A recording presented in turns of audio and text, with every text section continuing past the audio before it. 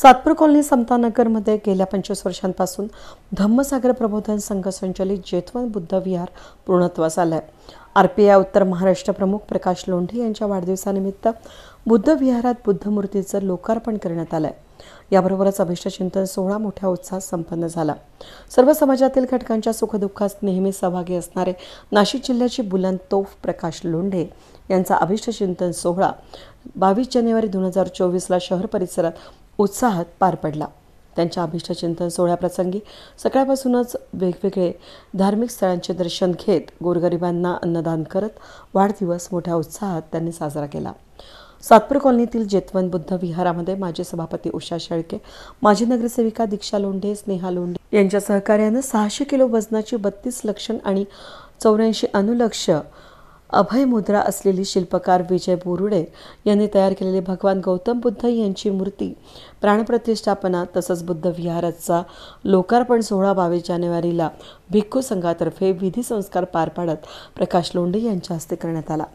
यावेळी प्रकाश लोंढे यांचा अभिष्टचिंतन सोहळा देखील या ठिकाणी साजरा करण्यात आला। उपस्थित भिक्खू संघाला लोंढे परिवाराच्या वतीनं चिवरदान करण्यात आलं। यावेळी Republican party of India Athawale गटाचे तालुका प्रमुख, कार्यकर्ते, पदाधिकारी, विविध पक्षांचे पदाधिकारी, सामाजिक, शैक्षणिक, राजकीय क्षेत्रातील मान्यवर प्रकाश लोंढे यांना शुभेच्छा देण्यासाठी उपस्थित होते। धम्माचा प्रचार आणि प्रसार करण्यासाठी सर्व समाज बांधवांनी एकत्र येत बुद्ध विहार उभारले असल्याचं गौरव यावेळेस लोंढे यांनी केला। 94 पासून जी सुरुवात झाली, मी फक्त निमित्त मात्र आहे, सर्व ताकद हिम्मत तुम्ही लावली आहे, मी फक्त लढण्याची भूमिका घेतली। माझं लढायचं बळ असलं, पुढे दखल झाले, पोलीस केस झालं, काय काय झालं, आपण सर्वांनी वारंवार मी सांगत असतो की आपला धर्माचा प्रचार आणि प्रसार करत असतो, इतर जाती धर्माचा अपमान होणार नाही ही दक्षता घेऊन आपण ते सर्वांनी सांगितलं की आम्ही निमित्त मात्र आहोत। श्रद्धावान श्रीमंत याच्या सर्वात जास्त जी प्रेरणा आहे या सर्व भिक्खू संघाची भरती लोक त्यांच्या नावात बोलतात आले नाही। हा सर्व आपला आहे, परिवार आहे, असं समजून काम करा।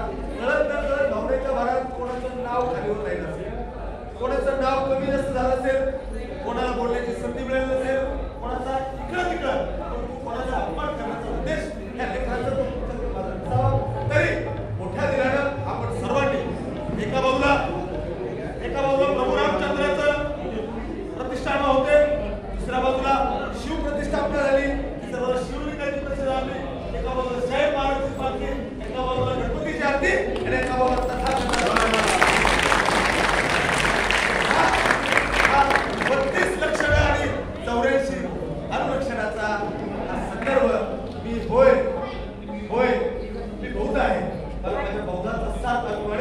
तुम्हाला वाटत असेल बौद्ध ही जात आहे, बौद्ध हा धर्म आहे, अजिबात नाही। बौद्ध ही जात नाही, धर्म नाही, हे विज्ञान आहे आणि विज्ञान कसा तरी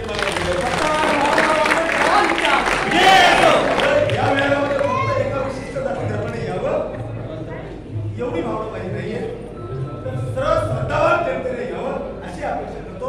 सर्व श्रेय तुमचं आहे आणि अजूनही तर पण धनापासून आम्ही सर्व आपल्या अशी रास्त अपेक्षा करतो। आम्हाला दोन्ही परिवारांना ही सेवा करण्याची कुठंतरी पगाराचा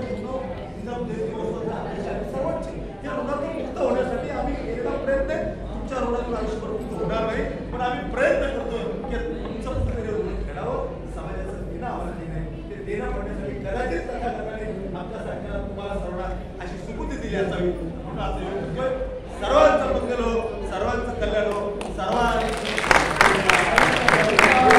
बुद्ध मूर्तीची प्राणप्रतिष्ठा सोहळ्याप्रसंगी प्रसिद्ध गायिका कडू पैखराती, ऑर्केस्ट्रा फेम चेतन लोखंडे यांच्या भीमगीतांचा कार्यक्रम मोठ्या उत्साहात पार पडला।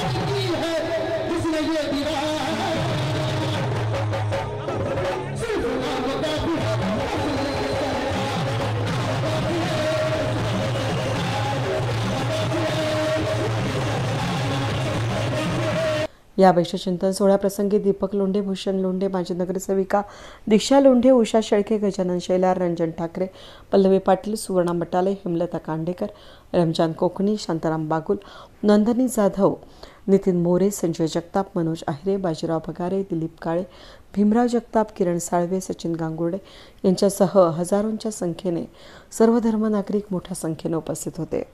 वेद न्यूजसाठी प्रतिनिधी कमलाकर देवडे, सातपूर.